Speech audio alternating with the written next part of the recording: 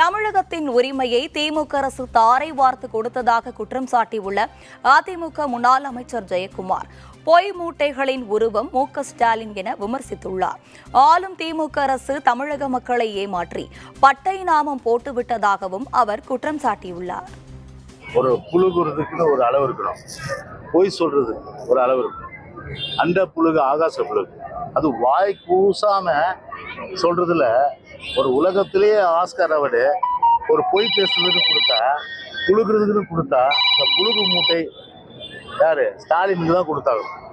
பொய்களுடைய புழுகு மூட்டை ஸ்டாலின் தான் கொடுத்தாங்க. இப்படி எல்லாம் தமிழ்நாட்டு மக்களை வஞ்சித்துட்டு, தமிழ்நாட்டு மக்களை ஏமாத்திட்டு, தமிழ்நாட்டு மக்களை மோசடி செய்துவிட்டு, இப்படி இந்த மோசடி பெறுவடிகள், ஏமாற்று பெறுவிகள் இப்படியெல்லாம் நாட்டில் சொன்னா இது புழுகுனுடைய ஒட்டுமொத்த மூட்டையாக தான் இருக்கு.